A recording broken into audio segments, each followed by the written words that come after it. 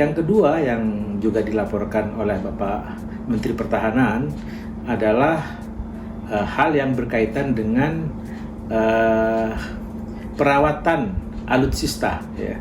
Jadi 3 matra, laut, udara, dan darat, itu semuanya akan dilakukan perawatan, perbaikan terhadap senjata-senjata ataupun alat-alat perang, ya, yang dimiliki oleh Indonesia, yang semuanya sekarang itu sudah pada banyak tidak bisa digunakan.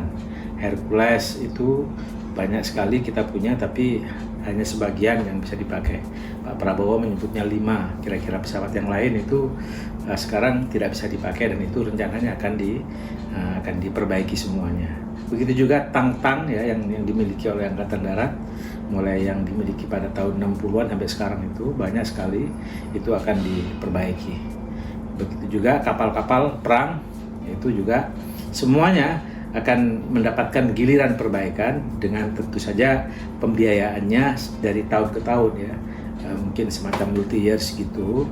Dan tapi yang lebih ditekankan oleh Bapak Prabowo kepada Wakil Presiden yang mendesak saat ini itu bahwa negara Indonesia ini kekurangan peluru, jadi punya senjata tapi tidak ada pelurunya, sehingga peluru inilah yang perlu segera diadakan.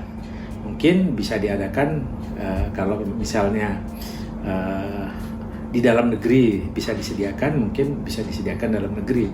Tapi kalau tidak bisa disediakan oleh produksi dalam negeri, tentu saja harus impor. Itu yang juga dilaporkan oleh Bapak Prabowo kepada Wakil Presiden. Hal yang lain yang juga tidak kalah penting yang dilaporkan oleh Bapak Prabowo dan didiskusikan dengan Wapres itu adalah hal yang terkait dengan terkait dengan soal lahan-lahan tidur, ya.